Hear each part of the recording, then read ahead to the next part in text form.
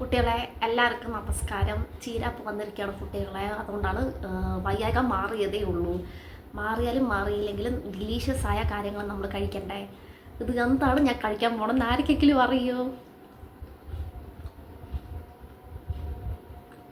നല്ല ടേസ്റ്റുള്ള സാധനമാണ് ഇത്. നമുക്ക് വെറുതെ കഴിക്കാം, ഭക്ഷണ സാധനങ്ങളുടെ കൂടെ ഇടാം. നല്ല രുചിയാണ് കുട്ടിയെ. അപ്പോൾ എന്താണെന്ന് നമുക്ക് കാണാം. ഉറപ്പായിട്ടും നമുക്ക് നോക്കാം. അപ്പം നമ്മളിതുപോലെ വലിയ മുന്തിരി തന്നെ വാങ്ങുക. നല്ല മുന്തിരി നോക്കി എല്ലാവരും വാങ്ങി. അതിനുശേഷം വെള്ളം നല്ലോണം തിളപ്പിക്കുക. ഈ തിളച്ച വെള്ളത്തിൻ്റെ മുകളിൽ ഇതുപോലെ നമ്മൾ സ്റ്റീം ചെയ്ത് ആവിയിൽ വേവിക്കാൻ പോവാണ്. ഒരുപാട് നേരം വേവിക്കരുത്, 3 മിനിറ്റ് വേവിക്കാവൂ. കണ്ട മുന്തിരി എന്ത് ഭംഗിയായിരിക്കണം വേവിക്കുന്നതിന് മുമ്പ്. പേടിക്കണ്ട, 3 മിനിറ്റ് കഴിഞ്ഞ് തുറന്ന് നോക്കി അതിനേക്കാൾ ഭംഗിയായിട്ടുണ്ട് കുട്ടികളെ. ആഹാ, എന്ത് രസമായിരിക്കണു.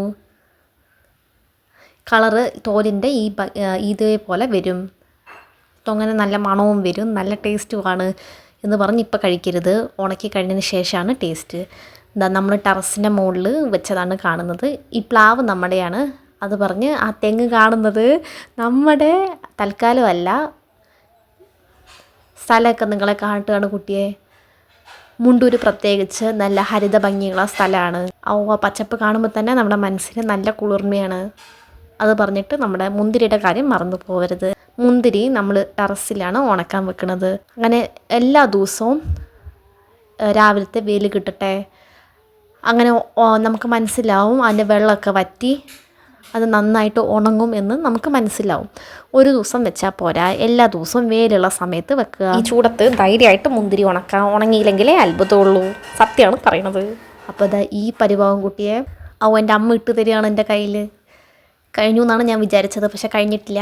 പായസത്തിനും കേക്കിനിടാൻ ഇനി ഉണക്ക മുന്തിരി പുറത്തുനിന്ന് വാങ്ങണ്ട. ഞാൻ ആദ്യ വീഡിയോയിൽ പറഞ്ഞില്ലേ തൊങ്ങന ടേസ്റ്റ് ആണെന്ന്.